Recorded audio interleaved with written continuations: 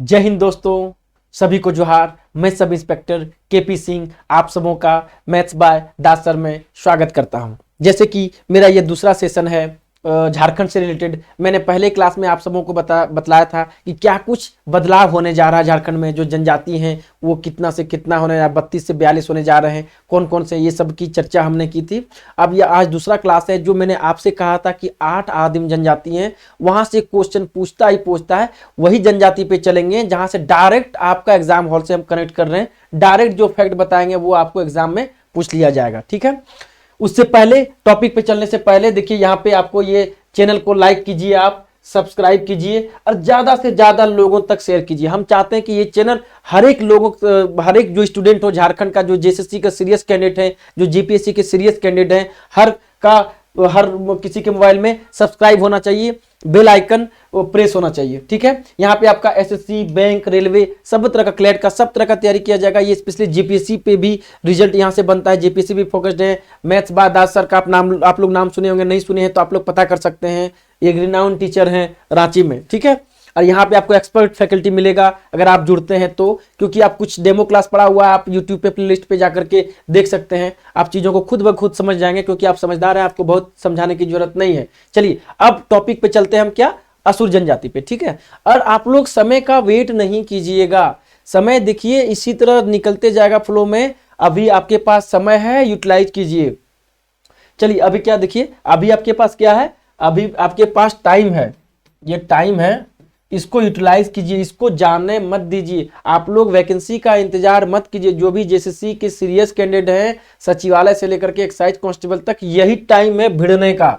यही टाइम है आपका, क्या, भिड़ने का, रातों से लड़ने का टाइम यही है। एक डायलॉग हम आपको बोलते हैं, एक मोटिवेशनल लाइन आपको बोलते हैं, ठीक है ना, कि जो है ना कि आपको क्या है कि अगर सूर्य जैसा बनकर चमकना है दिन में, तो रातों की नींद से लड़ना होगा आपको, ठीक है। तो अभी रातों की नींद से लड़िए, स्ट्रेटजी तैयार कीजिए, रूटीन बनाइए और पूरा एक फोकस्ड वे में पढ़ते रहिए और चैनल के साथ बने रहिए। चलिए यहाँ पे आपको हम पहला क्लास में बताए थे कि जनजाति कितना है, टोटल 32, अब होने जा रहा है 42। उसमें से आदिम था 8 जनजाति, प्रमुख श्रेणी में 24 है। ये 8 यही इंपॉर्टेंट है सबसे ज्यादा, ये VVI है, यहीं से क्वेश्चन बनते हैं।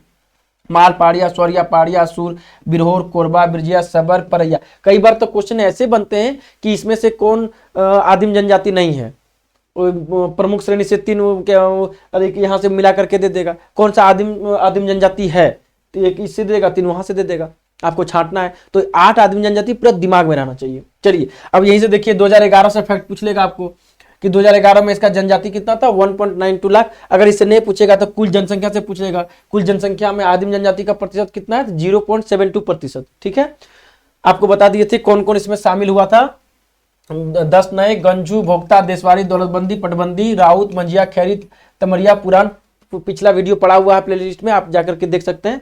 अब हम चलते हैं आज आपके यहाँ पे, चलते हैं आज हम असुर जनजाति पे। किस पे चल रहे हैं, असुर जनजाति पे। याद रखिएगा बहुत इंपॉर्टेंट है, फैक्ट यहां से आएगा। और जो फैक्ट नहीं है, डायरेक्ट क्वेश्चन है। देखिए असुर जनजाति क्या है कि सबसे प्राचीन जनजाति कौन है, असुर जनजाति। वैदिक ग्रंथ में उल्लेख मिलता है किसका, तो असुर जनजाति का। भाषा असुरी और मालतो, असुरी देगा तो असुर से असुरी पकड़ लीजिएगा, लेकिन माले या मालतो देगा तो फंस जाइएगा। तो माले किसकी भाषा है, असुर जनजाति की। समाज मातृसत्तात्मक है, बहुत इंपॉर्टेंट। अधिकतर समाज आप पितृसत्तात्मक पढ़ रहे होंगे, यहाँ असुर जनजाति के समाज मातृसत्तात्मक थी। सोचिए कितना समृद्ध था अपने आप में। दूसरा, युवा गृह क्या बोला जाता है, गतियोड़ा बोला जाता है। गोत्र को क्या कहा जाता है, पारस कहते हैं। पैसा क्या है, लोहा गलाना है। नृत्य स्थल क्या है, अखरा है। और गुमला, प्लामू, लातेहार, लोहरदग्गा में पाया जाता है। तो देखिए यहां से क्वेश्चन डायरेक्ट ऐसे बन जाएगा कि झारखंड की सबसे प्राचीन जनजाति कौन सा है, 8 आदिम में से एक दे देगा, तो आपको लिखना है असुर। वैदिक ग्रंथ में किस जनजाति का उल्लेख मिलता है, 4 आपको ऑप्शन दे देगा, आपको एक ऑप्शन वहां टिक करना है। किस जनजाति की भाषा माले है, तो आप पढ़िएगा तब ना। तो ये फैक्ट नहीं, डायरेक्ट मेरे दोस्त क्वेश्चन है। किस जनजाति की समाज जो है मातृसत्तात्मक था, 4 जनजाति नाम दे देगा। आपको याद रखना चाहिए कि असुर जनजाति का समाज जो है मातृसत्तात्मक था। युवा गृह को, असुर जनजाति के युवा गृह को क्या बोला जाता है, गतियोड़ा। 4 तरह का ऑप्शन आपको वहां दे देगा। किस जनजाति में गोत्र को पारस कहा जाता है, तो असुर जनजाति में। क्वेश्चन ऐसे बनते हैं मेरे दोस्त, ठीक है। किस जनजाति का प्रमुख पेशा लोहा गलाना था, 4 ऑप्शन दे देगा, तो आपको याद रहना चाहिए असुर जनजाति का। बहुत इंपॉर्टेंट क्वेश्चन है, कई बार पूछा और आगे भी पूछेगा। चलिए, वधु मूल्य को क्या बोला जाता है? डाली टका। ठीक है, तो याद रखिएगा किस जनजाति में वधु मूल्य को डाली टका कहा जाता है? तो असुर जनजाति में। इदिमी विवाह का एक अनोखा रूप है, याद रखिएगा। इदिमी क्या है? आज हम लोग जो मॉडर्न वे में लिविंग रिलेशनशिप पढ़ते हैं वही है इदिमी। उस समय भी चला आ रहा है असुर जनजाति लोग से, क्या है कि बिना शादी के लड़का लड़की साथ रहता है, इसी को इदिमी बोलते हैं। ठीक है, एक विवाह का एक अनोखा रूप है इदिमी। ठीक है, बाद में उसको विवाह का रूप दे दिया जाता है। तो लिविंग रिलेशनशिप का ही जो है पुराना वर्जन आपका इदिमी है, या इदिमी का ही अपडेटेड वर्जन आपका ये लिविंग रिलेशनशिप है। चामबंदी संस्कार, बच्चे को चमड़ा की थैली पहनाना। चामबंदी संस्कार क्या? आप तो जान रहे हैं कि हमारे समाज में कितनी कुरीतियां व्याप्त थी, जब अभी भी व्याप्त है तो सोचिए उस टाइम पे कितनी होगी। तो बच्चों को सामाजिक बुराइयों से बचाने के लिए, बुरी नजर से बचाने के लिए क्या है, चामबंदी संस्कार बच्चों में किया जाता था, जिसमें चमड़े की थैली पहना दिए थे। आज भी लोग मदोली ये सब पहनते हैं ना। तो देखिए सर्वश्रेष्ठ देवता क्या है? सिंहबोंगा। याद रखिएगा कि असुर जनजाति का सर्वप्रमुख देवता क्या है? तो सिंहबोंगा। हड़िया को क्या बोला जाता है? बोथार जुर्नई। याद रखिएगा, बोथार जुर्नई क्या है? हड़िया को ही बोला जाता है असुर जनजाति में। इस जनजाति को पूर्वा देवा भी कहा जा रहा है। VVI एकदम डायरेक्ट क्वेश्चन दे देगा, किस जनजाति को पूर्वा देवा कहा जाता है?